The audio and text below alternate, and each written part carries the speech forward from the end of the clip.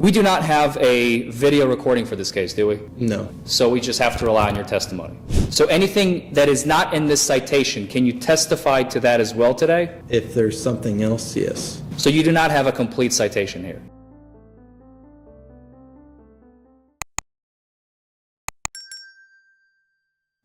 Thank you. Thank you, Mr. Forman. Commonwealth called their first witness. Officer Sawyer Bruce, please. Officer Bruce, if you would please come forward and be sworn.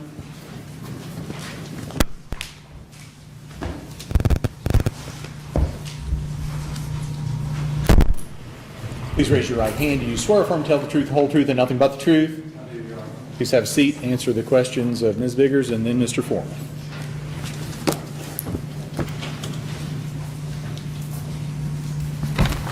Good afternoon, officer. Could you please state your name and place of employment for the jury? I'm Officer Sawyer Bruce. I work for the Radcliffe Police Department, and I've worked there since September of last year when I was initially hired. Okay. And so you've recently gone through the police academy. Yes, ma'am, I have. When did you begin the academy? I began the academy in September of last year, and I completed it in February this year. Can you tell the jury a little bit about the academy? What it is, what you do, how you split focus between different things that you might encounter as a police officer? There's many different categories of everything we learned. Obviously, it's a very, very wide range of things you need to know for this career. We have the physical fitness division where we have PT nearly every day, our physical training, running, exercising. We have different sections such as defensive tactics also, but more than all we have classroom time over just the laws and statutes of the Kentucky Revised Statutes of the laws of this state. And we also have a 40-hour course of the DUI section where we learn about field sobriety tests and how to use the intoxilizer instrument, both the 5,000 and the 8,000. And we have firearms training, driving training, just a very wide range of things we need to learn. And you completed that program, correct? Yes, ma'am, I did. Okay. When you finished the academy and were given a uniform and they said, "Here's a car, go out and do things," were you on your own then? No, not for quite a while actually. Okay. How long did you have a training officer with you? For 14 weeks, I had another training officer, a different one every 3 weeks. There's veteran officers that were with us, just teaching us and observing us as we went. The first 12 weeks is whenever we were instructed and also observed at the same time and evaluated. We got evaluated every day, every single call that we went on, everything that we did, every interaction with every person, arrest, citation, crime report, anything that we did, we got evaluated on. In the final 2 weeks, week 13 and 14, is whenever the training officers no longer would help us. They made us make our own decisions completely and just evaluated our choices at that time and gave a score accordingly to that. But on March 21st of this year, you were still in that early phase where the officer was assisting you, giving guidance throughout the process of any investigation, correct? Yes, I was in the second phase with the now detective Mike Berry. And he was just an officer at that point? Yes, he was one of the training officers. Were there any times or instances during your training period where you may have had to do something on your own because the officer was unavailable, the supervising officer? Or, outside of clerical work, if you're filling out a case report or paperwork or a citation, other than that, was an officer with you every single time you were conducting an investigation? Yes, there wasn't a time that they weren't there observing us because their job was to evaluate us every day on everything we did.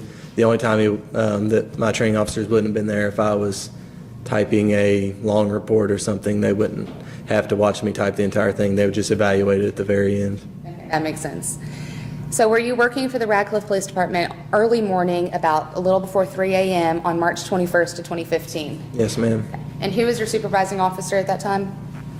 My training officer yes. was Mike Berry. Mike Berry, okay. Did you have reason that day to come into contact with Joel Van Slytman? Yes, ma'am, I And do do. you recognize him? Yes, I do. Can you please indicate him for the jury? He's sitting over at the table next to Larry Forman in the military uniform. What was the nature of your interaction with him on March 21st? It began whenever I was using stationary radar with Detective Mike Berry. I was sitting just next to a wall on 31W, just south of Bullion Boulevard, if you know where that is. And I was just running stationary radar. What does that mean, stationary radar? Well, we have moving radar and stationary radar. Stationary radar is just conducted. It's a mode that we turn the radar on whenever we are just sitting still and waiting for traffic to come through, just to observe that traffic. And you said you were at the intersection or near Dixie Highway and Bullion Boulevard? Yes, I was just south of that. Okay. And is that in Hardin County? Yes, it is. Okay. Had the radar, the stationary radar machine that you were discussing, had it been calibrated properly prior to use? Yes, I checked the calibration the way I was trained to. Okay. And what does that involve? Just the checks to make sure that it's working properly? Yes, the checks that we do as officers every day is that we take the tuning forks that each are supposed to register on the radar at 35 miles per hour, and then the other at 65 miles per hour. It checks to make sure that the radar is reading the correct speed of something that emits those types of waves that it reads. And that night, or I guess the prior night, whenever I checked the calibration, on the 35 mile per hour tuning fork, it read 35 miles per hour, and on the 65 mile per hour tuning fork, it read 65 miles per hour, as it should have. Now, when you say that you checked the calibration the night before, you're talking about the same shift, just a few hours before Yes. midnight versus a few hours after midnight? Yes, about 9:45 p.m. the night before. Okay. So you observed, while using the stationary radar, you observed Mr. Van Slytman driving. Yes. What caused you to make contact with him? Well, after he exited the Bullion Boulevard ramp and was going straight on Dixie Highway, which would have been heading south towards my direction, I saw the vehicle. First, we are trained to observe a vehicle moving at a high rate of speed and then use the radar to confirm that, not based solely off of the radar. And I saw that his vehicle was moving fast, and then I saw that vehicle on the radar was just registering at 72 miles per hour. And what is the zone, the speed zone? It is The speed limit? 55 miles per hour on Dixie Highway in that section.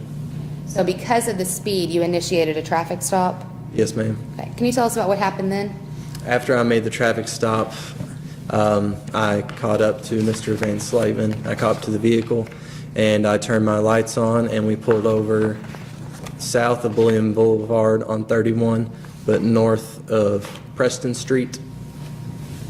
It's probably close to a half mile down the road, maybe. And then after I had the vehicle stopped, I approached the vehicle, and I made contact with Mr. Van Slytman on the driver's side of the vehicle. And there I first made contact with him. He had a hood up over his head and covering his face. He handed me a license and proof of insurance immediately as I requested. But there was a hood over his face, and I could not even see if it was the same person that was on the license. So I asked him to remove the hood so that I could verify who he is on the license. And after he took his hood down, that's when I detected the odor of alcohol and an alcoholic beverage on his breath. I could hear it whenever he was speaking to me, or smell it whenever he was speaking to me. And I saw that he had red bloodshot eyes, and before he even took his hood off, he was talking in a slow, kind of slurred manner.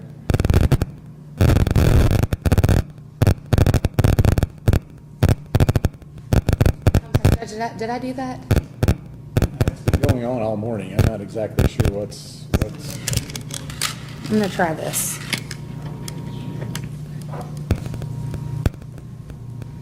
I'm sorry to distract you. So you tell me a little bit. How was the hood up around his face? Was it one of the hoods with a string in it? It was he was wearing a black hoodie, a black zip-up hoodie it looked like, but he had the hood up, and he was not turning towards me.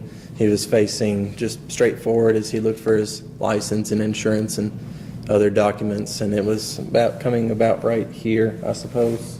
and I could not see his face at all. I couldn't verify who the driver was.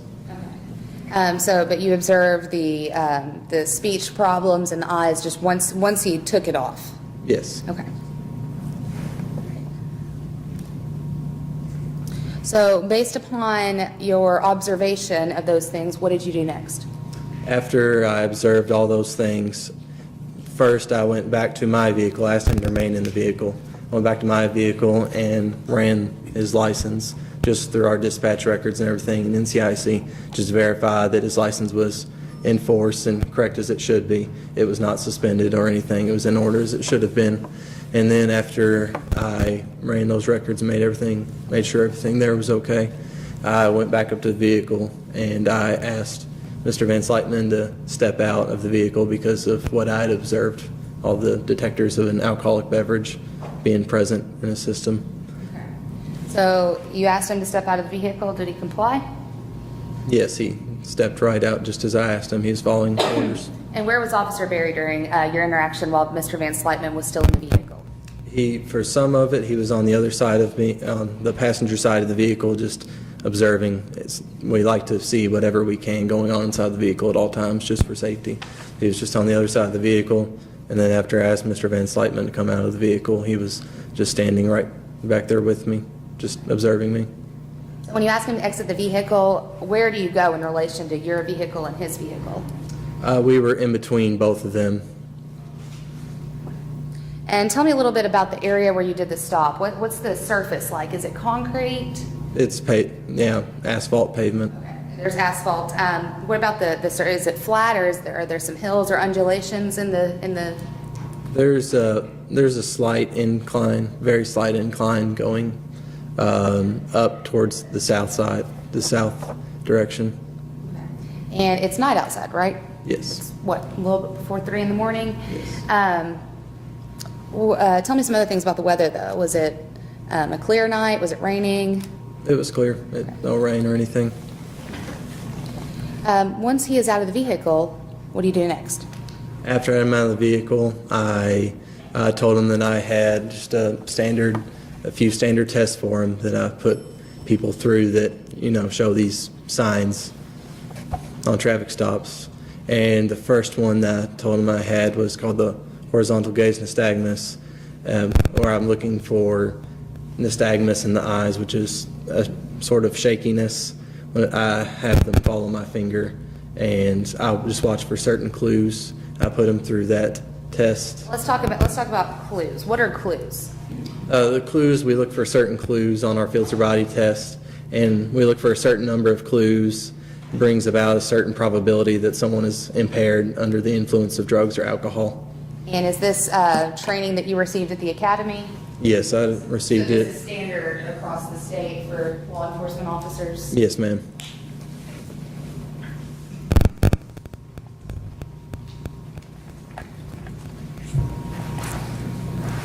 Okay. The way that you do the horizontal gaze nystagmus test, is there a standard way to perform that test, and did you learn that at the academy? Yes. Okay.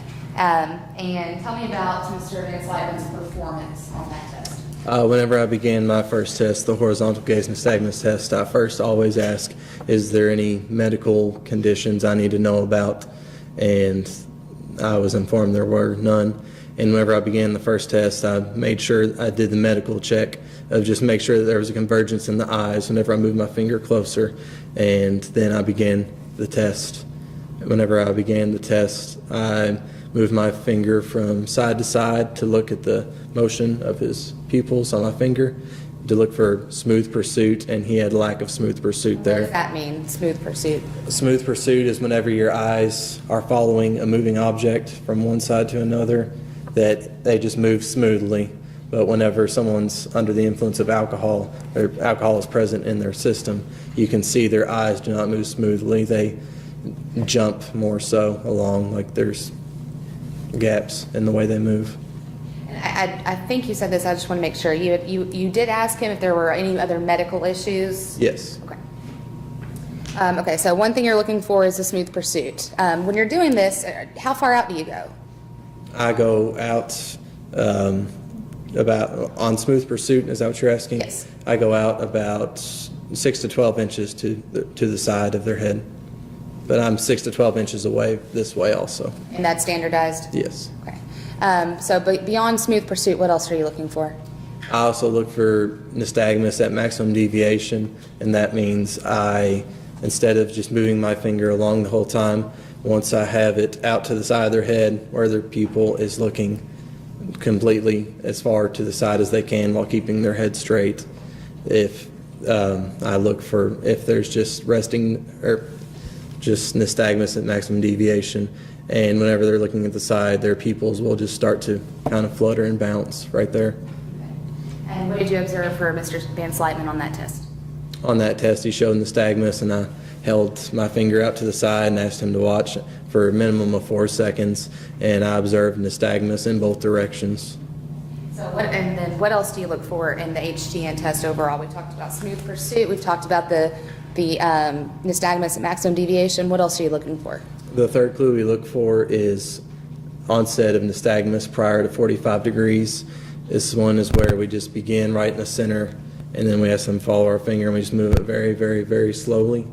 And then we look to see if there's any nystagmus at moving at that slow speed before we reach 45 degrees. And if so, then that's another indicator. But these two clues were not present on Mr. Van Slytman. So we've talked about clues. How many clues are there possible in the HGN test? There are 6 clues possible. Is that 6 for each eye or 3 for each eye? That's 3 for each eye. So how many did you observe in Mr. Van Slytman? I observed 4 clues. And what were they? I observed the lack of smooth pursuit in the right eye and the lack of smooth pursuit in the left eye. And then I observed the maximum deviation, nystagmus in the right eye, and the maximum deviation, nystagmus in the left eye also.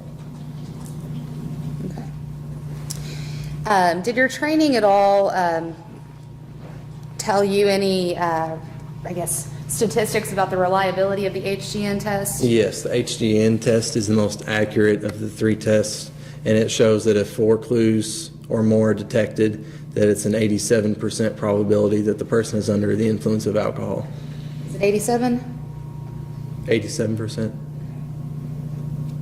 Or thereabout? Okay. All right, so that was the HGN test, and it seems like it indicated to you that there was perhaps some impairment there, but did you stop with that test, or did you do more? After that, I conducted the walk and turn test. Okay, and what is that? It's where I instruct the subject to stand in a certain manner with his arms down at his sides, standing straight up with his right foot in front of his left foot, making heel-to-toe contact. And then I ask him to hold that position and not begin until I tell him to. And then I will give him further instructions and then tell him when to begin. I'll ask him, did you have a question? Go ahead. Okay. I ask them to hold that position until I tell them to begin the test because I have further instructions for them. And then I also observe their balance while they're holding that position from heel to toe. And How then, is it that you explain how the test should be performed? what's that? I'm How is sorry. it that you explain to someone how the test should be performed? While they're holding that position, I explain to them, well, first I show them the position they need to be in. I do it myself, and I have them copy. Do you mind standing up and showing us? Absolutely. Jack, can you come out here? Just in front of the witness stand would be fine. All right. And I instruct the subject to keep your arms down their sides, and then place the left foot on the line, and then place the right foot directly in front of their left foot, and then hold this position until I tell them to begin the test. And I ask them if they understand right there, so they don't go ahead and begin whenever I give them instructions, because that happens sometimes. I don't want them to be confused. So I ask them to hold that position until I give them all the other instructions. Okay. Thank you. You can have a seat again. Or actually, what are the rest of the instructions? All right, while we're holding that position, I will tell them, all right, you're going to hold that position until I tell you to begin. And whenever I tell you to begin the test, then you are going to take 9 heel-to-toe steps. And starting from this position, counting the first step is 1, and to be like this. Keep your arms at your sides. 1, 2, 3, and continue on until 9, and count out loud on each step. And then once you reach 9, you will make a turn consisting of a series of small steps to jump back around. And then you will continue on 1, 2, 3, and take 9 steps back and not stopping at any point in the test. And make sure that heel to toe contact during the test and not raise your arms. Yeah, see, thank you. When you were explaining that, I noticed that you just did 3 steps. You said 1, 2, 3, And then continue I till was 9. told to continue until 9. Did you just do the 3 when you were showing? Yes. Okay. So what you showed us is how you explained the test to him. Yes. Okay. Tell me about his performance on this test. On this test, I observed 2 different clues whenever I instructed him to take, and during the instructions, to take 9 steps forward, make the turn, and then take 9 steps back. He began the test in the position that I instructed him to at the right time, and he took 9 steps forward, and then he stopped on his 9th step, and during that time he looked at me, he looked up, and he asked that he was unsure what to do now, whenever I had already asked him if did you understand the instructions before we began? And yes, I told him just to complete the test as I had instructed him. And then at that time, instead of turning back around, he failed to make the turn, and he just took 9 more steps forward until he was almost to the very back of his vehicle. So that was, you said there were 2 clues that you observed then on that test? Yes. Okay. That was the improper number of steps and the improper turn. And so at that point, did you stop doing field sobriety tests, or did you do more? No, I continued on with the 3rd test. I always do them in the same order. I like to have a routine that is the same every time, make sure I do it the best way I can. And the next test I did was the 1-leg stand test. And what is that? It is where I instruct the subject to stand with their feet together and their arms down at their sides, and then I instruct them to count out loud 1001, 1002, 1003, and just continue on until I say stop. During that time, I ask them to raise either foot of their choosing off the ground, and then have the raised foot about 6 inches off the ground with their toe pointed, and just keep their arms down at their sides, not to hop, and not to use their arms for balance, and just hold that position until I say stop. And then I timed him for 30 seconds, and I observed what clues I did during that test. What did you observe? I observed 1 clue whenever beginning the test, he put his foot down twice before we hit the 3-second mark. So at this point, Officer or Detective Berry is still with you, observing your, I guess, administration of these tests, right? Yes, ma'am. Based upon his performance on the field sobriety test, what did you do?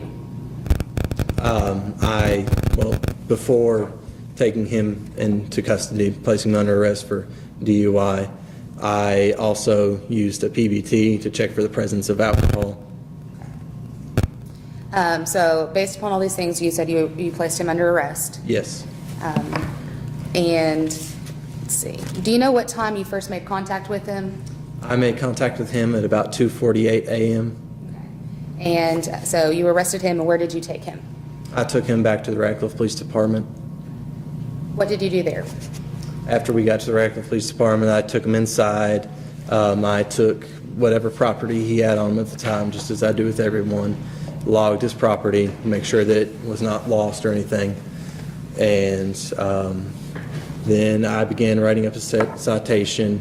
And during this time, I read him the implied consent warning form that we do for anyone that we charge with DUI, explaining to him the conditions if he complies with the test, or if he refuses a test, his right to talk to an attorney if he will submit to the test, his right to receive his own test at his own expense by some other physician as sort of like his own independent test. And is this form in writing? Yes. Can I have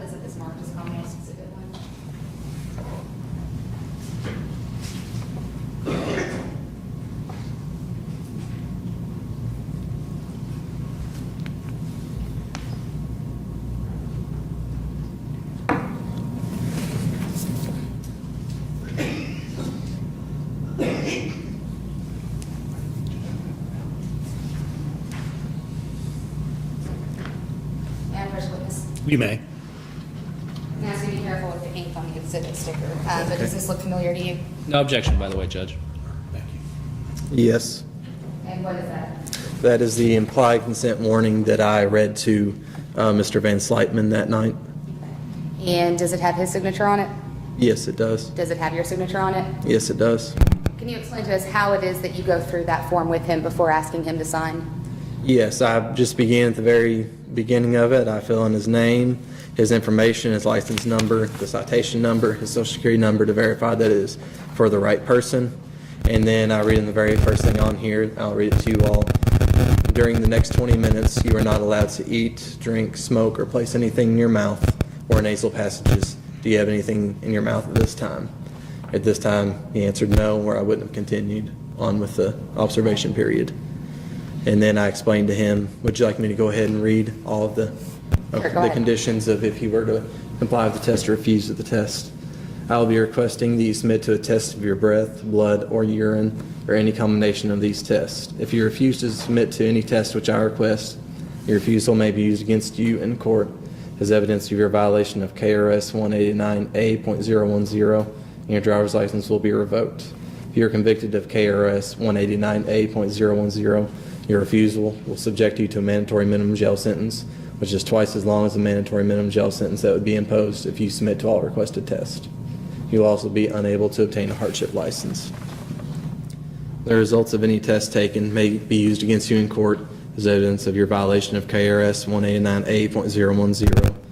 If the results are 0.15 or above and you are convicted of violating KRS 189A.010, you'll be subject to a jail sentence that is twice as long as the mandatory minimum jail sentence that would be imposed if the results are less than that of 0.15.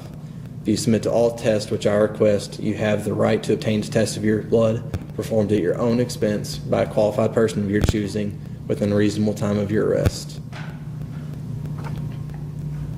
And let's see, so you asked him to sign this form, or you asked him to sign a form if he was consenting, correct? Yes, in multiple places for multiple And did different he things. sign in each place appropriately? Yes, he did. Did he request his own test independently of yours? No, he did not. I asked him if he was going to request his own test by a physician of his own choosing, and he said no.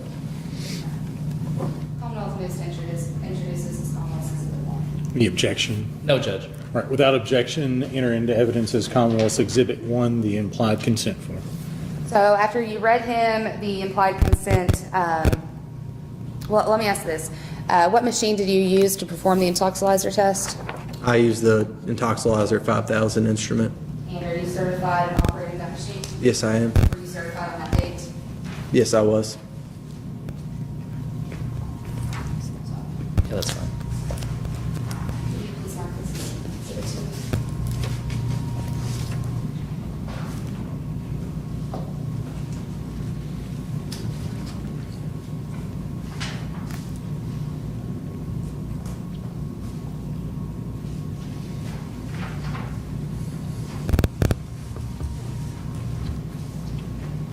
And can you identify this for me? Yes, this shows my certification on the Intoxilizer 5000 that I obtained at the Department of Criminal Justice Training in Richmond, Kentucky. Thank you. Commonwealth moves to introduce this as Exhibit 2. No objection. Without objection, enter into evidence as Commonwealth's Exhibit 2.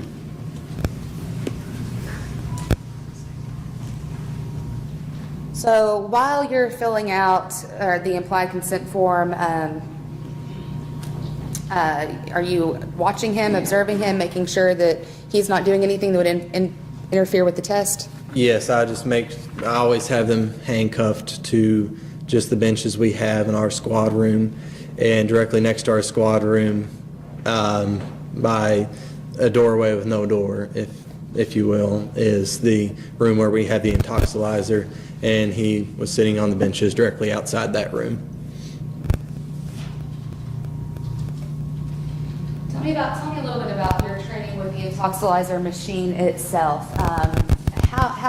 When you walk up to it and you know that you're going to perform a test, what do you do? How do you make sure it's ready? To make sure that it's in proper working order and everything, I always check for three things. I check to make sure that the tube that the subject blows into is warm to the touch as it is made to be.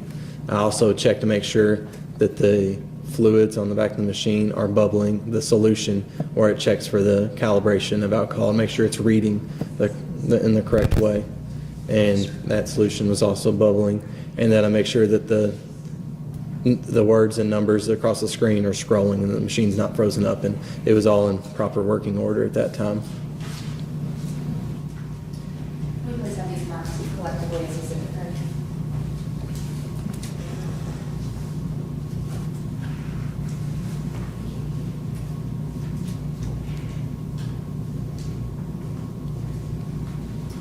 We hand you two documents. First one, if you could identify for me, is this the instrument and location of the intoxilizer that you used for Mr. Van Slyman?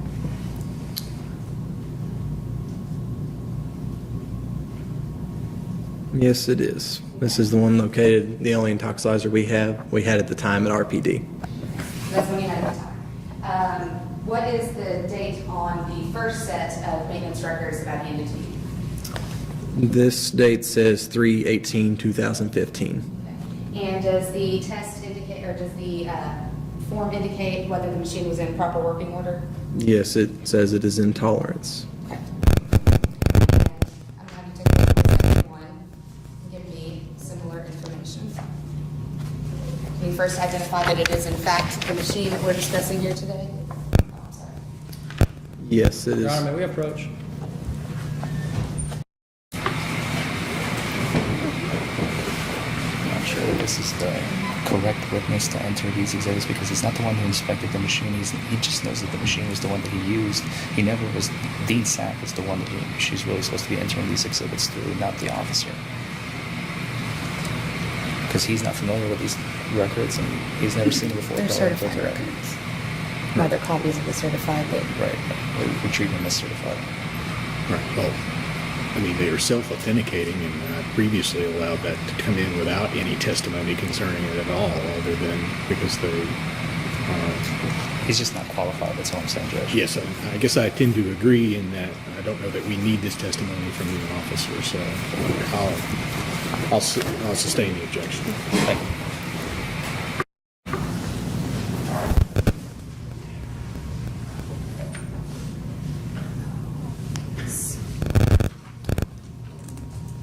so when you were doing the checks on the machine, you said that you were looking for the bubbling solution, scrolling display, and that the tube was warm to touch, right? Yes, ma'am. And were all of those things present at that time? Yes, all those things were present. So you believe the machine to be in working order? Yes, I do.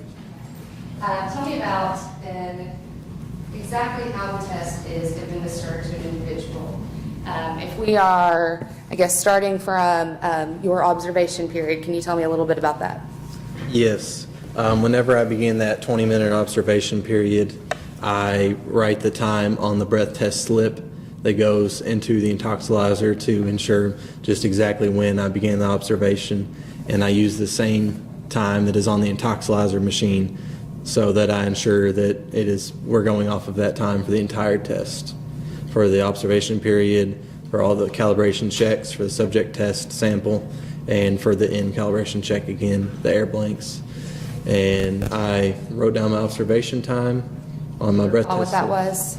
I believe it was at 3:17 a.m.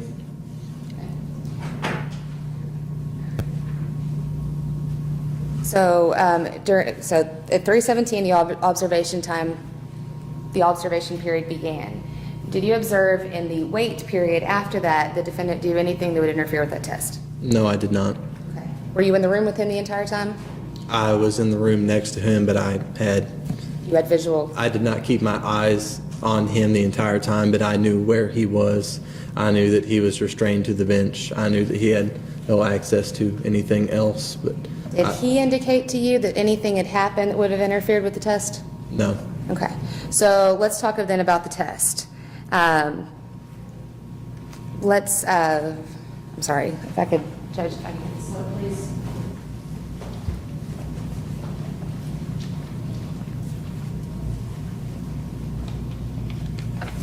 Can you identify that document for for me? Yes, this is the breath test slip from that night. And how do you know it is the test for Mr. Van Slytman? It has Mr. Van Slytman's name on it as the subject. It has my name on it and the agency as the operator's name and operating agency. It has the citation number, the same one that I used for Mr. Van Slytman. It has all of his date of birth. All of his information is on here, his driver's license number. And does it indicates that it is the same intoxilizer that we were discussing previously? Yes. Okay. So your observation period began at 3:17. Tell me about how the test is conducted. I see the first item there is an air blank. What is that? That first air blanket does, it takes a sample from just the ambient air that is surrounded by the intoxilizer, which should contain no alcohol, just in normal air. And it read for any alcohol present in the ambient air, and it read 000, showing no alcohol present in the air, as it should have. Then the next one says cal check. What is that? That's a calibration check. The bubbling solution that I was talking about earlier, that's on the back of the Intoxilizer 5000 instrument, that alcohol is kept back there so that the machine can use that as sort of like a control and a test that it should read at .080. And during that calibration check, that is exactly what the machine read. You say it's supposed to read at .080. Is it like exactly 080 that it should show? Or is there a little bit of a range for the 1.001 under or above, but it read .080 exactly during this calibration check. Then after that, I see another air blank. What does that do? What's the purpose of the second one? That's just doing another air blank check and making sure that it's not reading any of the alcohol from before, just ensuring that there's no alcohol present in the intoxilizer instrument at that time. And at that time, at 3:51 a.m., that second air blank, there was no alcohol detected at all. What is the next entry? The next entry that it had was the subject test sample. Is whenever I asked Mr. Van Slytman to blow into the instrument to give his breath sample. And did he do so? It took a few times. He blew into the intoxilizer in the same manner that he was blowing into my PBT out on the road, and he was just giving a small, short breath for about half a second, and the machine did not recognize that as a sample at all. The machine still said, "Please blow until tone stops," until after I finally got him to give a sufficient sample. Did it, at any point, did the machine indicate to you that it had received an insufficient sample when he blew the first time? No, that had not registered on the machine at all. It still continued to say, "Please blow until tone stops." And what was the, I'm sorry, can you repeat again the result of the subject test line, what Mr. Van Slytman's alcohol concentration was? Yes, after he gave a long and big enough breath into the instrument, it read of the alcohol content of .087. And what time did he provide that sample? At 3:53 a.m. And what is the last line on the intoxilizer slip? That it's another air blank. What's the purpose of that? It's another air blank, just checking, make sure that there was no excess alcohol that was being read from some other area other than his breath, and that read that air again at .000. Thank you.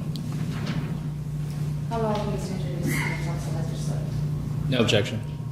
Without objection, mark as Commonwealth's Exhibit 4 and entered evidence as Commonwealth's Exhibit 4. So it seems like there are several, I guess, checks throughout this system, both from the machine and from yourself, to ensure that the test is performed accurately. Yes. And were there any problems at any point during this process that would lead you to believe that the test results were not valid? No, if there was a problem that went wrong with the machine, then it would have told me. It would have told me so, and I would have been looking for that, and I wouldn't want a mistake to go through. And all of the procedure for the test, for your observations, was all conducted according to policy, regulations, and your training? Yes. Okay.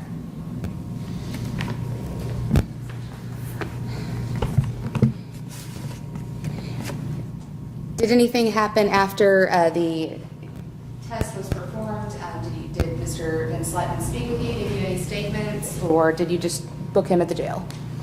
Well, after he submitted to my test and signed that on the implied consent form, I of course asked him if that, since he did all the tests that I wanted him to, if he wanted his own test, and he said no, and he signed the rest of the form.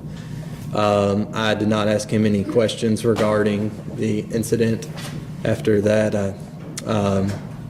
there were no statements made that night about it. I believe that's all the questions I have for this witness at this time. Mr. Forman, you may ask. Thank you, Judge.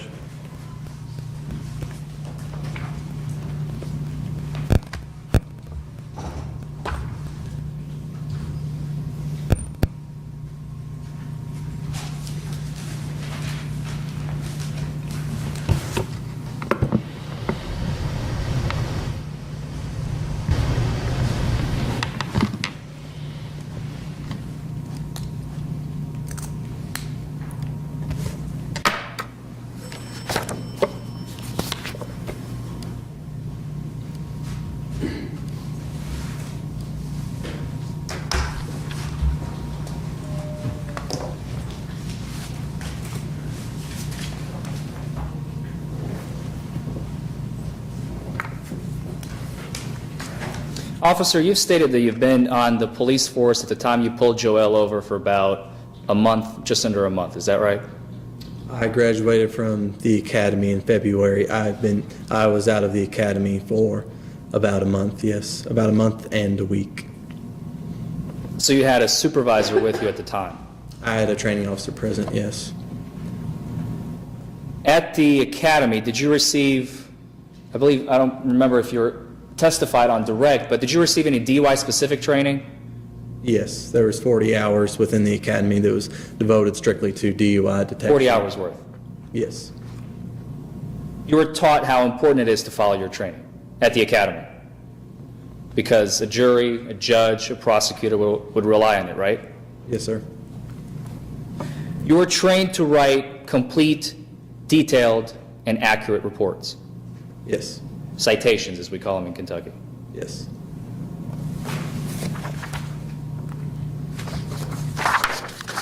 Why is it important to make a complete record of everything that occurred during a stop? I put down the facts that I observe Now, why is it important? so that we get the facts that we need. To document everything in the case? Yes. In this case, did you make a complete and accurate and full report? We do not make reports on DUIs unless there's Class A misdemeanors within that. But I did not make a report, but I had my citation that I created that night. In the citation, did you note everything important that you saw? I put the elements of the crime in the citation, yes. I fulfilled the elements. Anything important would be in the citation, correct? I can't put everything in there, but I put in facts that I observed. So if something is important, but you don't put in the citation, do you recall it from memory? I remember everything that I need to from that night. Do you remember everything from all of your cases, officer? No, I don't. But you remember everything about Joel crystal clear? From this night, I know what I observed. And you remember every little bit of what happened that night clearly? That's what you're testifying to today? Everything that I've documented, I have. So anything that is not in this citation, can you testify to that as well today? If there's something else, yes. So you do not have a complete citation here? I have the elements of the crime listed in that citation as I should. But you're telling the court today, and the ladies and gentlemen of the jury, this is an incomplete citation. Objection, Judge. This question's already been answered. I'll move on, Judge. We do not have a video recording for this case, do we? No. So we just have to rely on your testimony.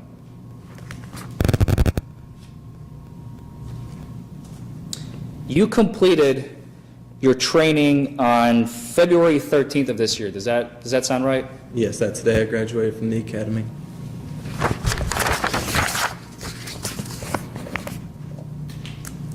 And Your Honor, if we could approach.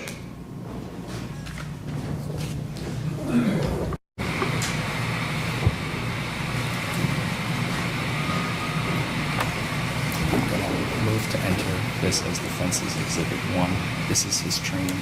As we earlier discussed, you said you're going to defer to ruling on this document during trial. I received this, as I said, from the DOCJT. This is the certified copy on August the 4th. I received it directly from them. It has sort of officer... Is it a certified copy? I don't see any certification on it. There's the signature, And it's and electronic. it's notarized. Oh, okay. Well, I guess when I think of a certified copy, I think of something that is a copy that has been certified in some original way. That's not an original signature. No, it is a printed signature from an email or Right. fax. Again, I don't recall. Here's my issue with it, Judge. The information on here is not something we typically see. The officer has said, I don't know what that is. If he doesn't have anyone that can explain the information in it to us, then I don't understand how he would ever be able to lay a foundation for it. It's a training that he went through. And the stuff on the second page is not something that makes sense looking at it. It needs some explanation. Are you saying it's inaccurate? No, I said it needs explanation, and you don't have that. I don't think I need an explanation. This is just a transcript. You're not going to have explanation on a transcript. On your college diploma, did you have an explanation for every class that you've taken, or does it say class and grade? Come on. Well, I think the problem becomes is that this is a copy of a document that has an original someplace. I think, if I were to go get court records, and there were copies of court records, I would get a certification from the clerk that would indicate that. You did, I guess, what you were supposed to do, Mr. Forman. You asked for it, they sent it to you. Unfortunately, they didn't send you the original. And without the original, I don't think I can accept this. Okay, that's fine. Thank you, Judge. Sustain the objection.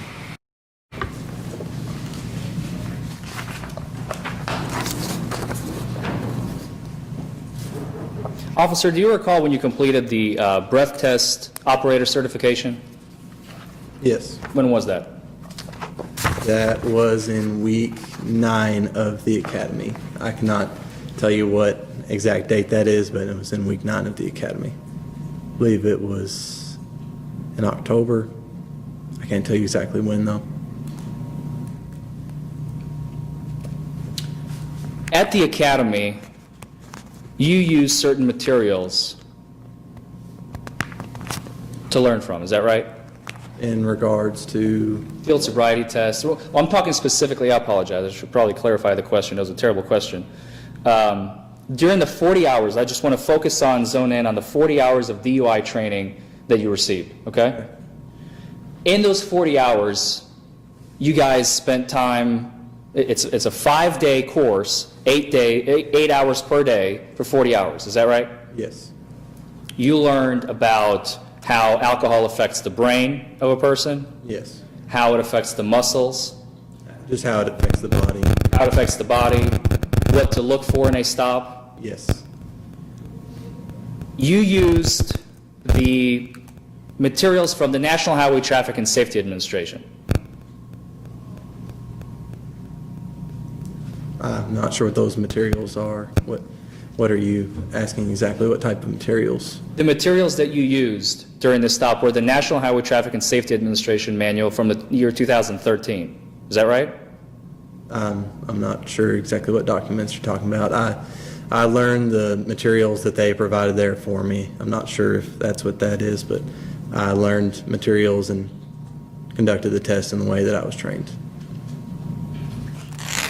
You learned how the body metabolizes alcohol. I know that it does. I'm not sure how. You didn't learn about it? I learned about it. You don't remember? I can't say that I remember everything about it, but I know that the body does metabolize alcohol over time, depending on your gender and your weight.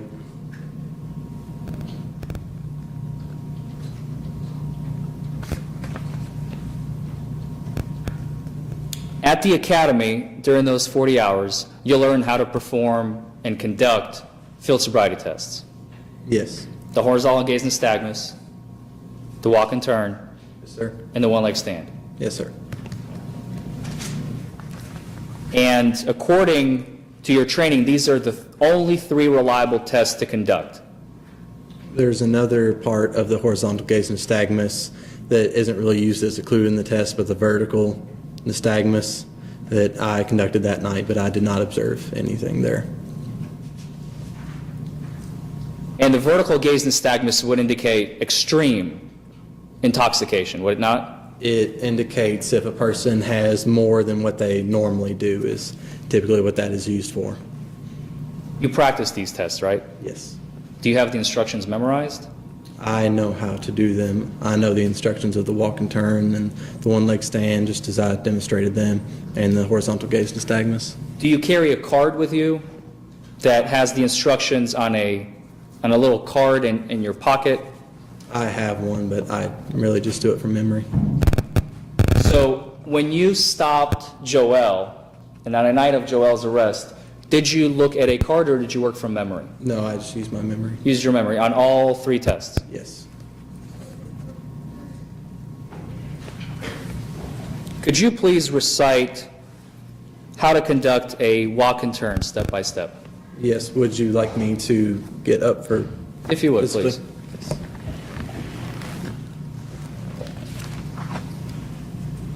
All right. I instruct the subject, how I told y'all before, to maintain a certain position. I instruct the subject to stand with their arms out to the sides, to place their left foot on the line, and then place their right foot in front of their left foot.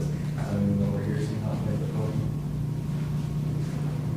Place their right foot in front of their left foot, making heel-toe contact.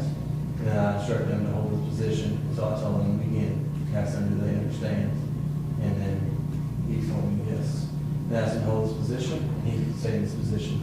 And then he was about right here, and then I would have been over here. But I'm just showing you all the relative position in this direct slide. But then I told him all that position, and then I told him whenever I tell you to begin, starting from this position, you're going to take 9 heel-toe steps, keeping your arms at your sides, and you're going to make heel-toe contact, counting out loud each step. 1, 2, 3. You can see almost 9. Then make a turn, taking a series of small steps. Count 1, 2, 3, and continue until 9 until the test is complete. And ask him at the end of that, do you understand the instructions he gave you? And I also asked him before I ever had to take that record position, is there anything that would prevent you from taking the balance test? And he said no. And then I asked him to give the test, and then I observed what he said. Have a seat, officer. I'm just talking about the walk and turn for now. Isn't it true that to pass the 40-hour instruction that you were trained under, you had to pass a test? Yes. And in order to pass that test, you had to get at least 80% on your final. Yes. So 80% is a really, really good score for an officer. I don't remember what I scored. I believe it was far above that, but I know throughout But 80% is required to pass. Yes. That's all I'm asking. Yes.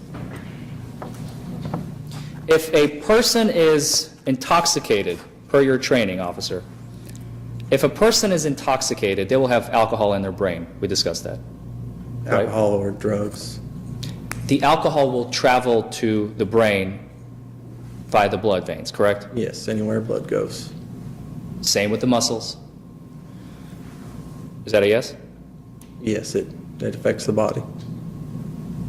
You were trained specifically that a person will have divided attention when they're impaired. That's the idea of the psychophysical test. Is that a yes? Yes. So a person who is under the influence of alcohol will have divided attention. Under the influence of alcohol, Yes. It's a simple yes or no, officer. If a person is under the influence of alcohol, will their attention be divided? Yes. That's the way you were trained, isn't that right? Yes. When you arrived on scene, you saw Joel speeding. Yes.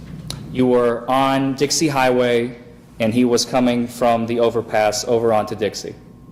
Yes, he came down the exit ramp and went south on Dixie. It requires better acuity to travel fast than to travel slow. Don't you agree, officer? Objection, Judge. I don't know that this is a question for this witness.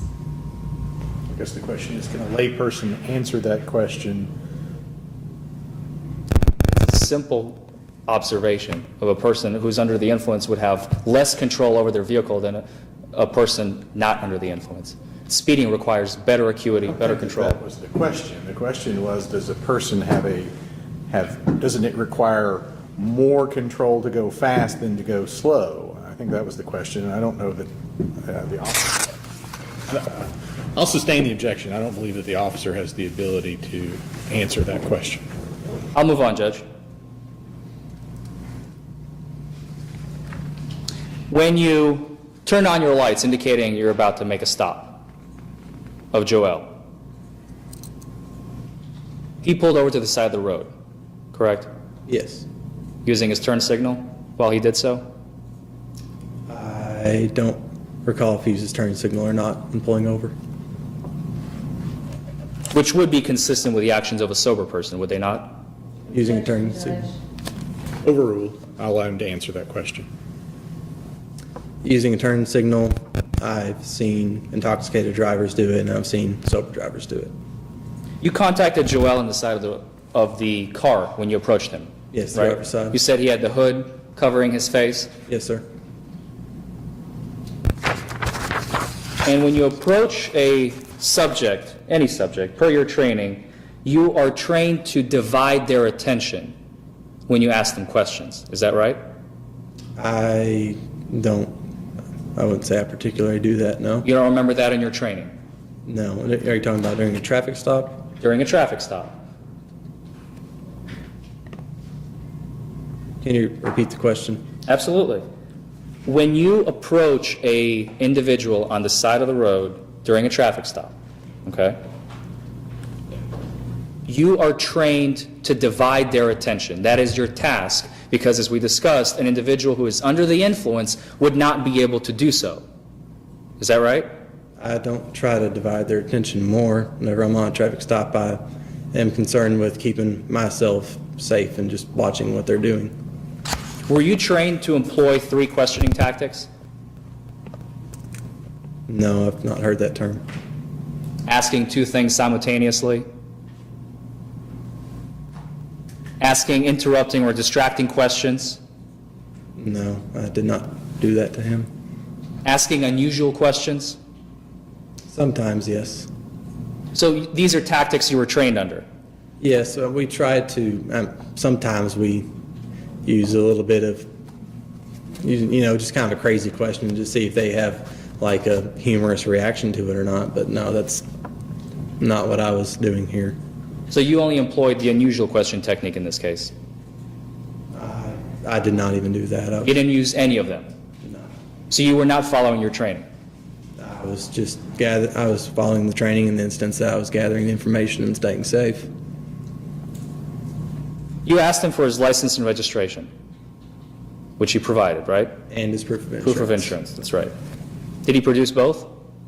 He produced all that I asked him to. He did not fumble around with the documents. He simply took them out of his wallet and he handed them to you. Isn't that right? First, he was reaching around the car whenever I first got up before I asked him for the documents, whenever he still had his hood up. And first I was concerned with, I couldn't tell who he was, so I asked him to remove that, but he was just reaching all around the car while I was first asking him for his documents. When he got the license and the registration out, he did not fumble with them, did he? No. He did not drop them? No, just handed them to me. Which would be indicative of a person under the influence, as per your training. Is that right? No. We discussed that a person who is under the influence would have alcohol in their muscles. You were trained that if a person is under the influence, they will have difficulty and they would fumble around with simple documents such as license registration. Isn't that true? I've seen people do it, but I did not see him do that. Thank you.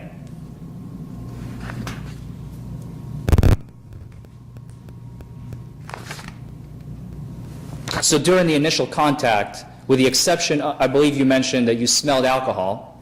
An alcoholic beverage. Alcohol doesn't have a How odor. can you tell it's a beverage, officer?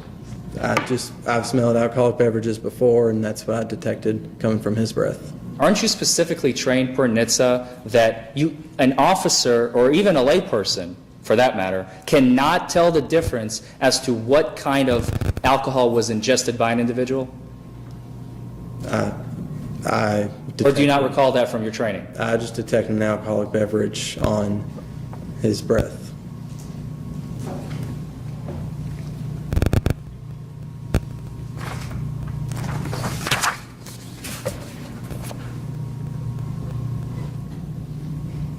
After you came back doing the license check, or when you enter all the information to make sure it doesn't have outstanding warrants or any other prior offenses, etc., you came back to Joel's vehicle, Yes. and you asked him to exit the vehicle. Yes. He did not have any trouble doing that. No, he was complying with what I was asking him to do. He did not sway. No. He did not have any difficulty exiting the vehicle. No. He did not lean on the vehicle or any other object for that matter. No. His face was not red or flushed. No. He was not slow to respond to any of your questions. He was speaking slowly and in a slurred manner. Have you ever had contact with Joel before, prior to this night? No, I had not. Do you know his speaking patterns? No, I do not. Do you know how he speaks? Is that a no? No, I do not. Did he act in any unusual way? Yes, whenever after I had him out of the car anyways, whenever I would just begin a sentence or begin to ask him a question or tell him about a test, he would immediately raise his hands up like this, just kept doing this repetitively the entire time, and I tried to explain to him, it's okay, I'm just asking you a question, that's all I'm doing, but he kept putting his hands up. He did not use any abusive language towards you? No, he did not. He did not make any, he did not have any bumps, bruises, scratches on him? Not that I observed, no. His clothing was not soiled? Did he tell you that he has just woken up? No, he did not. He mentioned that in the suppression hearing, but not that night, no. He did not provide you with any incorrect information? Not that I detected. He gave Or me- changed the answer to any of his questions? No.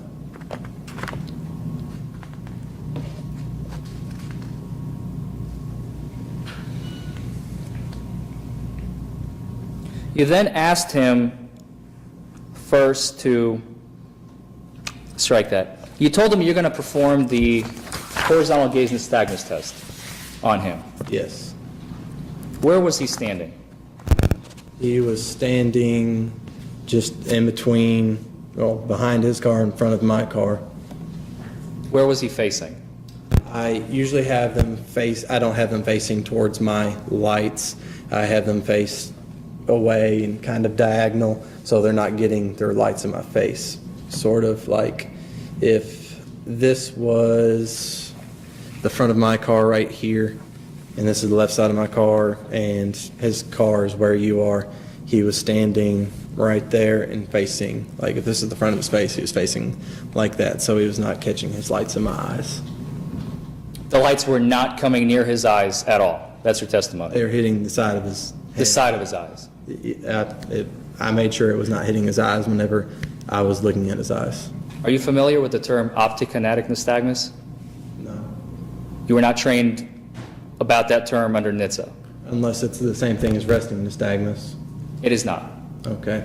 I learned about resting nystagmus, which is one of the medical conditions I was telling you about, just that I was checking for. You're also trained that there could be many other causes of nystagmus, is that right? Yes, there can be multiple things. Tiredness being one of them? You were not trained that tiredness is one of the causes of nystagmus. No. Was Joel wearing glasses that night? No, he was not.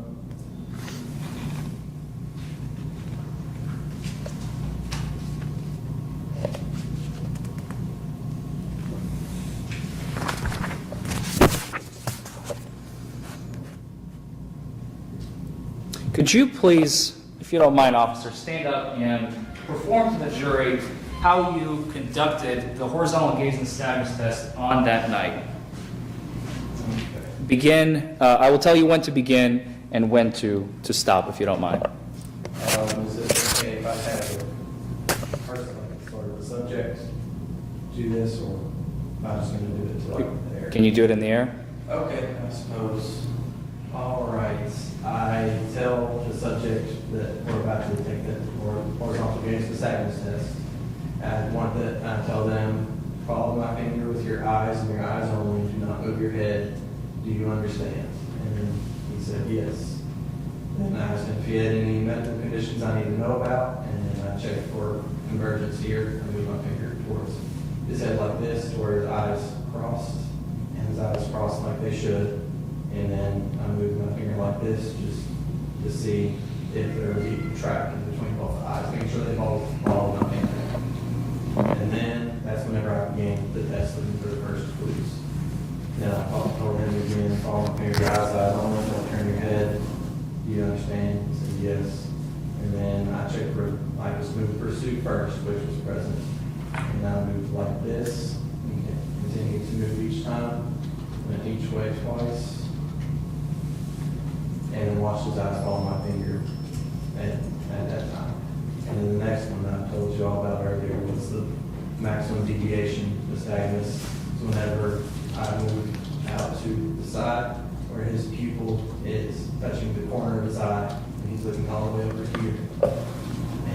And this entire time I had my finger 6 to 12 inches away from his face as far as depth. And then his eyes show the nystagmus. I hold this for 4 seconds at least. And look at the nystagmus eyes and pupils in the corner of his eye. And then move back, go to the other side, hold for another 4 seconds, observe for nystagmus. Then we go back to the other side, hold for another 4 seconds. Then look for the nystagmus. Do the same thing again, check the other eye again, check for nystagmus in the corner of the eye. Then move back. Then the last test I told you about earlier again is the nystagmus onset prior to 45 degrees. When I begin in the center right here, and then I move very slowly, and I see that his nystagmus is present before 45, average 45 degrees. And then I stopped a little past 45 degrees, and I did not detect any nystagmus. And I repeated the same over here, detecting no nystagmus before 45 degrees. And then I continued the same pattern. I performed that again, and then I turned my finger sideways. I want to watch my finger, move with his eyes on me, not turn his head. Went up here, looked for the vertical gaze nystagmus, which indicates that someone could have had more alcohol than they're used to having, and he had no vertical gaze nystagmus. And that concluded the HDM test. Without the explanation now, could you simply perform the test from start to finish as you did on that night, Yes. without commentary? Yes.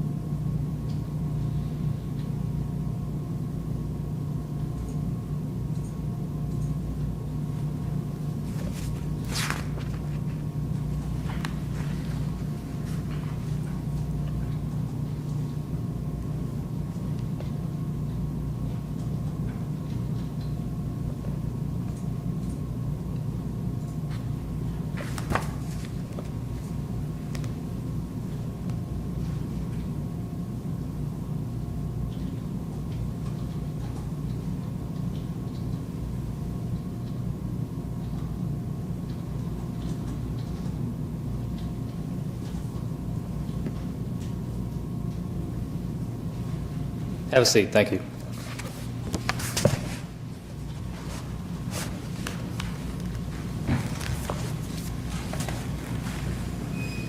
Officer, you're trained as to what would happen if the stimulus is moved too fast during any of these tests. It can appear as a lack of smooth pursuit. If the stimulus, your finger or a light pen that you use that is moved too fast during the test, it would mess up the results of the test in plain language. Would it not? It could.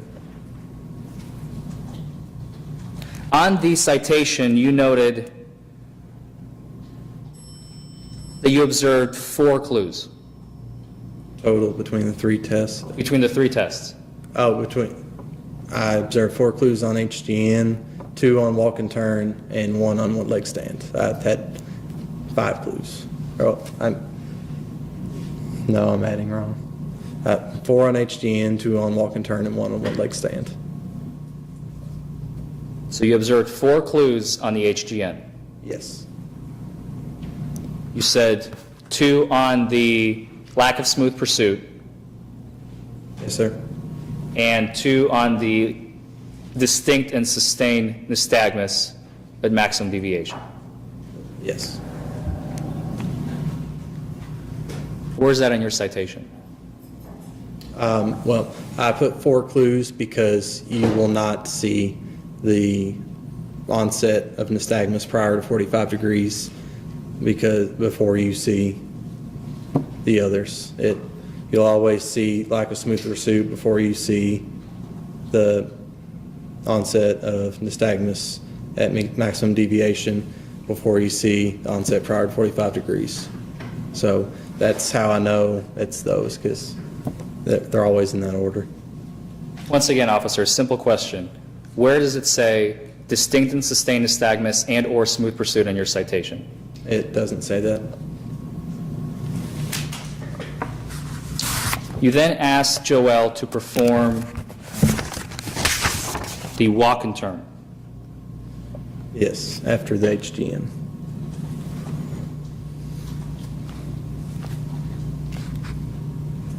You verbally instructed him as to what you expected him to do.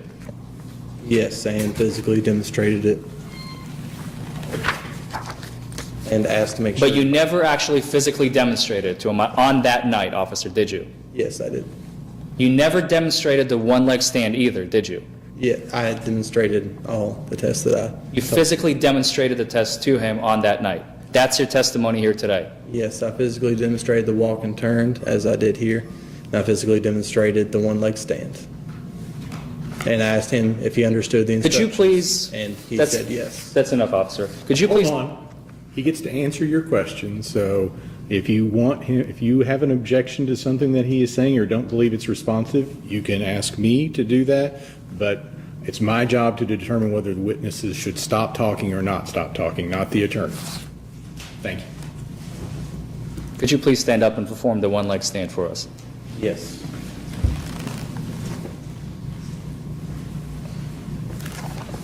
Whenever I'm asking the subject to do one leg stand and how I asked Mr. Van Slyke to do it that night. While I'm giving them instructions, just like on the walk and turn test, ask them to hold a position while I give them the rest of the instructions and not to start until I tell them to make sure they understand. And I ask them to stand with their feet together at first and their arms down to the sides, and just stand there until I tell them to begin. And I ask them to hold this position, and I instruct them whenever I tell you to begin the test. Then, right about 6 inches, your raise foot parallel to the ground, point your toe, and then count out loud. Keep your arms at your sides, and not swaying, and not hopping. Counting out like 1001, 1002, 1003, 1004, 1005, until I tell them to stop.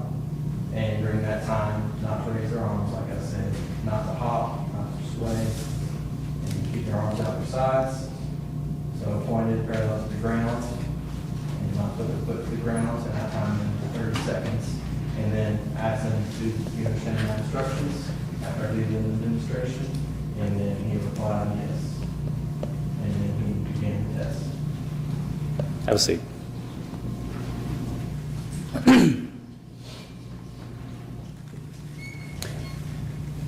You were trained that you're supposed to perform the walk and turn and the one leg stand on a level, dry, even surface. Yes, the best that we have available, the best we can make happen. But in this case, you were on the side of the road Yes. where there's gravel. I did not find any debris. There was nothing present, but we were on pavement still, hard, flat pavement. On Dixie Highway, the road is sloped at the end, is it not? Yes, at that area, there was a slight incline.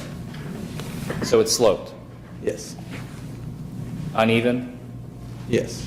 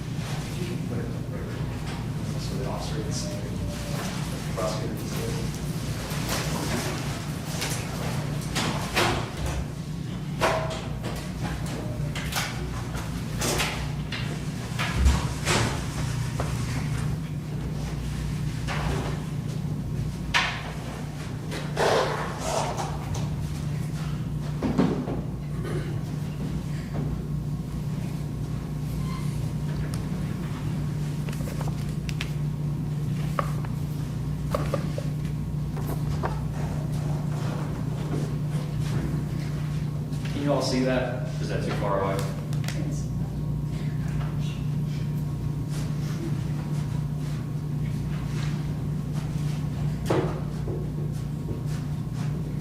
Is that better?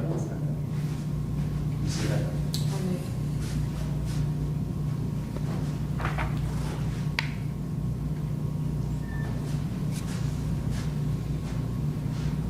Officer, would you agree that the items listed on the left are things that you're supposed to look for in a DUI stop?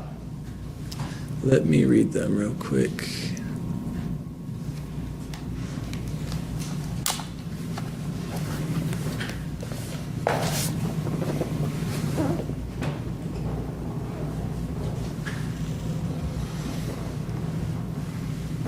Yes. Those are each a clue. Are any missing, any clues missing from this list? Can't balance, starts too soon, stops during the test, touches heel to toe, steps offline, use arm balance, proper turn, proper steps. No, they are all present.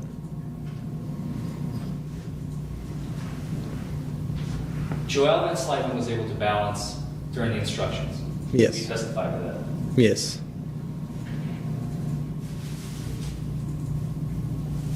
He didn't start too soon before you completed your instructions. No.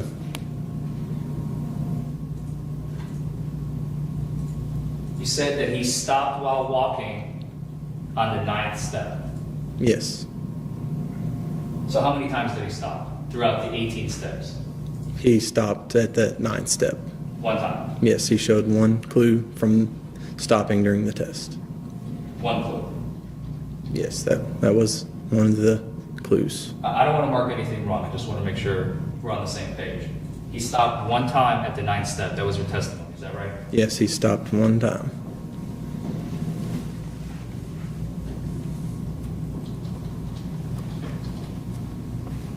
Throughout all 18 steps, he never missed a heel to toe. Correct.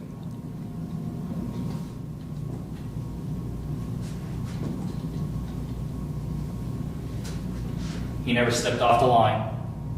No.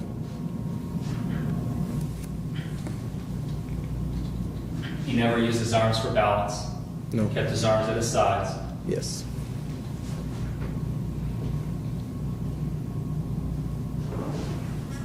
You noted that, well, he didn't really have a turn, did he? He continued walking. Correct. He never made a turn. He took 9 steps that way. And you said that he took a wrong number of steps, or did he take a correct number of steps? He took the wrong number of steps because I instructed him to take 9 steps that way and then complete his turn and take 9 steps back. And he just made 18 steps forward. He never made the Did turn. he complete 18 steps or less than 18 steps? He made 18 steps, but in the wrong direction. But in the wrong direction. 9 in the wrong direction, yes. But it was still the correct number of steps. For total, yes.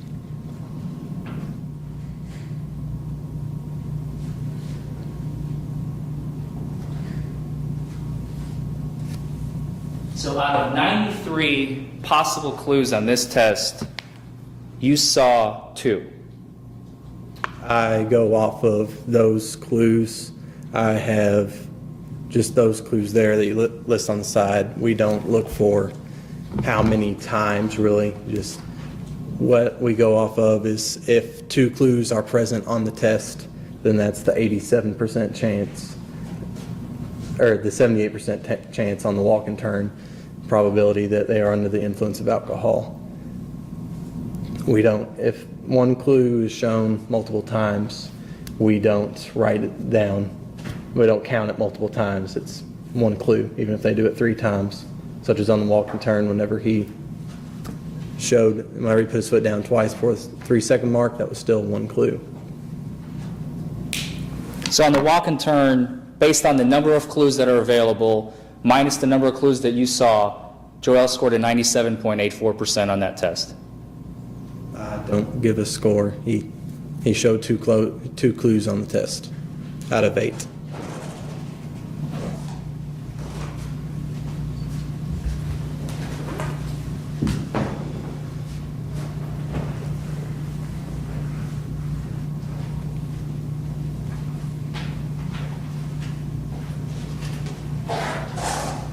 We're going to do the same thing for the one-leg standing. Could you please look at the board and tell me if these are the clues that you look for?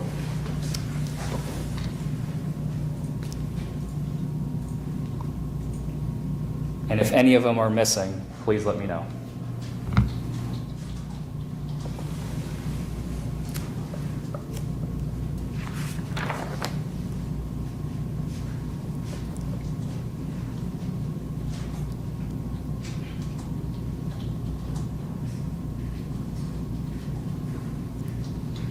Counting properly is not a clue.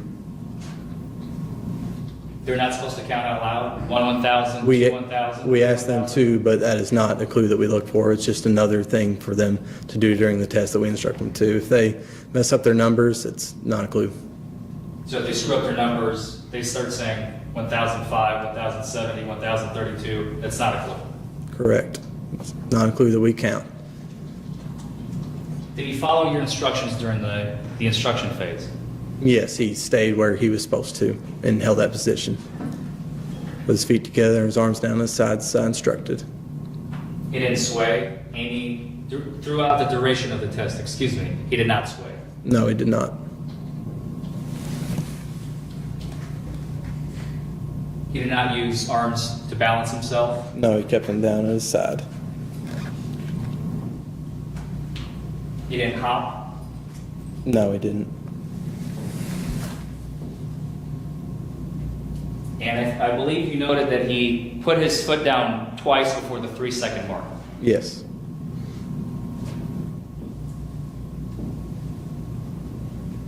And I believe you said counting properly is not a clue. Correct. So we're going to strike that, change this, subtracting the non-clue. We can add 5.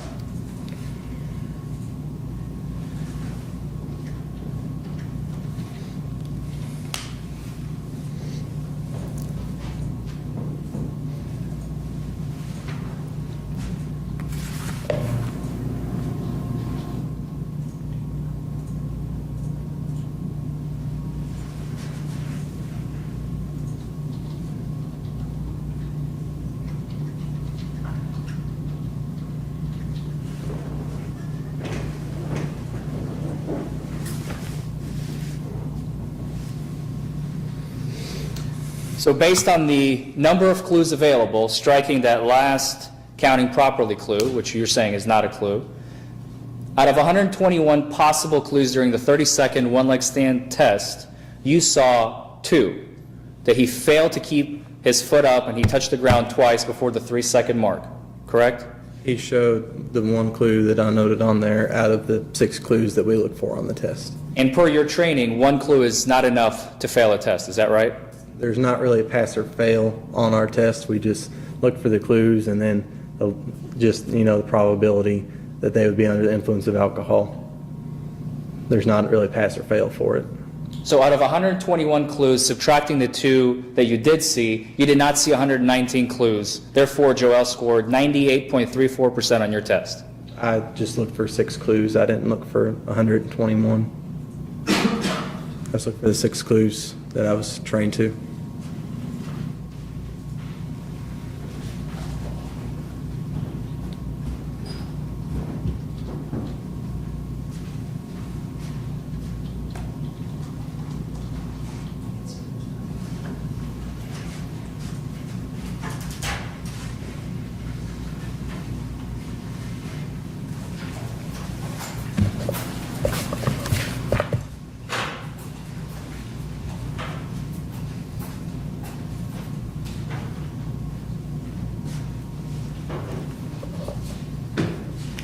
You then made a decision that Joel failed your field sobriety test and you placed him under arrest.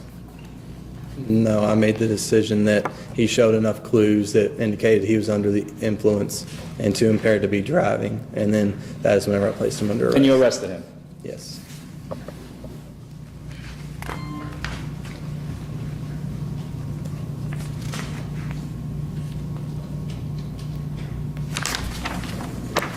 You transported him to the Ratcliffe Detention Center or Ratcliffe Police Department. Police department.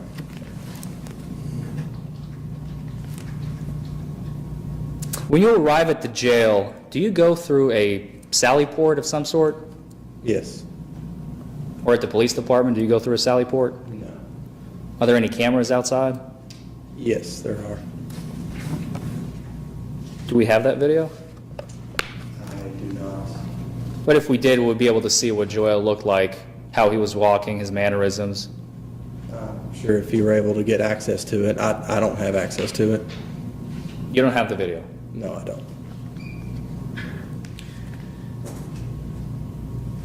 In the Ratcliffe Police Department, you sat Joel on a bench and handcuffed him to the bench, correct? Yes. Does the room where he's located, does that have a video camera? Squad room, no, there's no video camera. Or what about the intoxilizer room next door? Is there a camera in there? I couldn't, I'm not sure, to be honest with you.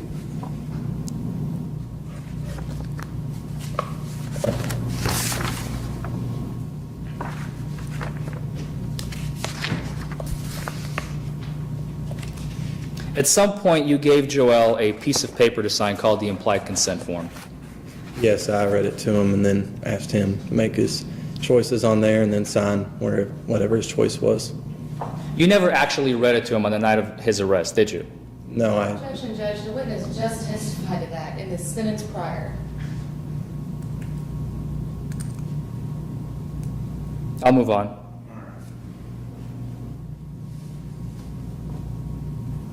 He had him sign it. yes, I read him each part and then had him sign each different question on there, whatever his choice was. And then you signed it at the bottom. Yes.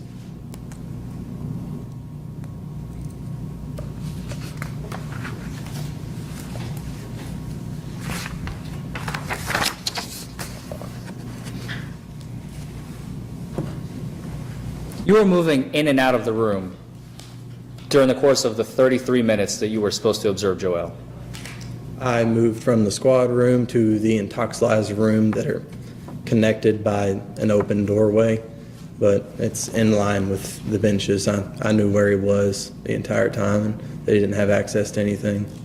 You did not have visual contact with him the whole time, though, did you? No, I didn't just look and stare at him for the whole time. No, I didn't. Did you walk out into the hallway? No, I didn't walk out into the hallway. Did you go get coffee? I don't drink coffee. Did you get yourself a different drink, a water maybe? No. You never went into the hallway, period. No, I did not. That's your testimony here today. Yes, it is.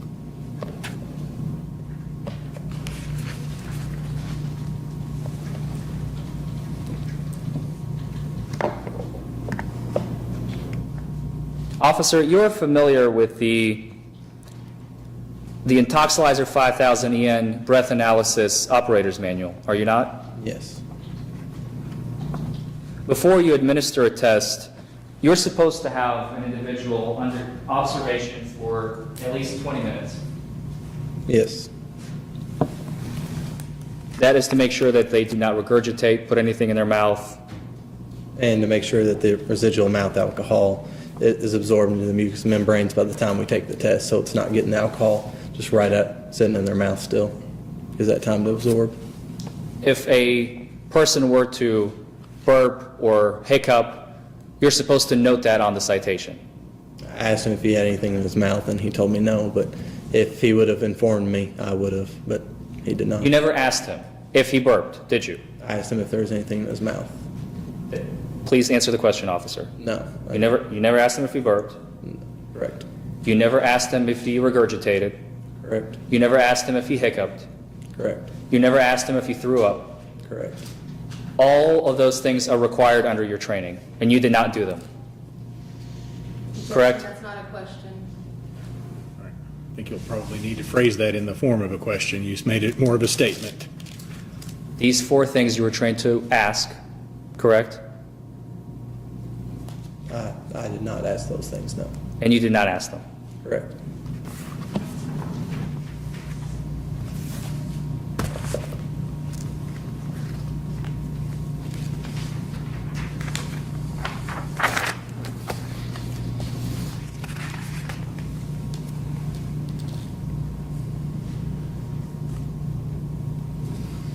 Before you administer a breathalyzer test, the machine goes through, you talked about an internal check with the bubbling calibration solution, which is calibrated at 0.08.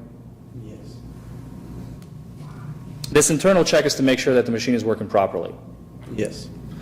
And before it does this calibration, it does an air blank. Yes. Starts with the air blank. That's the first step. Yes. Then it goes to the internal check to make sure the machine is calibrated at 0.08. Yes. Then it does another air blank. Yes? Yes. And then the subject is supposed to blow, Correct. followed by another air blank. Yes. Those are supposed to happen one after another in sequence. Yes. Could we please, which exhibit is it? The Intoxilizer. 4. Can we please have, thank you. Conwell's, I'm showing you what has been entered as Conwell's Exhibit 4, the Intoxilizer slip. Could you please read the times on starting with the air blank and ending with the final air blank? If you could just read line by line. Okay, the first air blank was at 3:50 a.m. and the calibration check was at 3:51 a.m. Then the second air blank was also at 3:51 a.m. And then the subject test was at 3:53 a.m. And then the air blank, the final air blank, was at 3:53 a.m. So from the time that we had the last air blank before Joel blew, there was a 2-minute interval during which he attempted to submit a sample for you, correct? Yes. And you said that he blew more than once. Yes.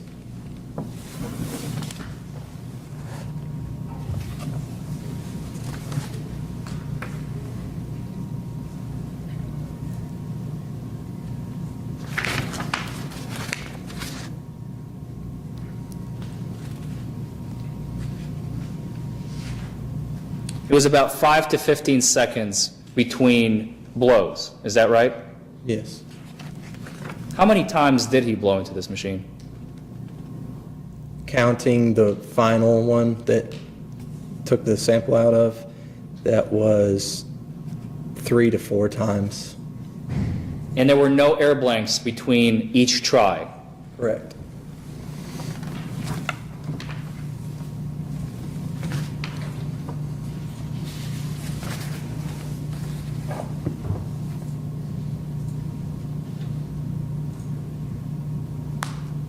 You were trained during those 40 hours that you spent at the academy that the chemical test only provides presumptive evidence of alcohol intoxication, correct?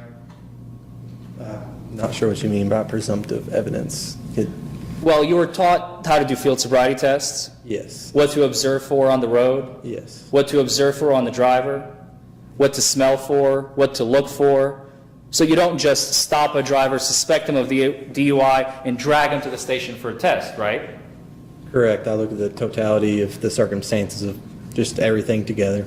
So you're supposed to look for a lot of factors and then make your conclusion whether or not the individual was under the influence, correct? Correct. The test alone is not enough. It's really, that test is made after I've already made my decision, so I've already charged the person with DUI before I use the intoxilizer. That's what those tests are for, so I can determine that.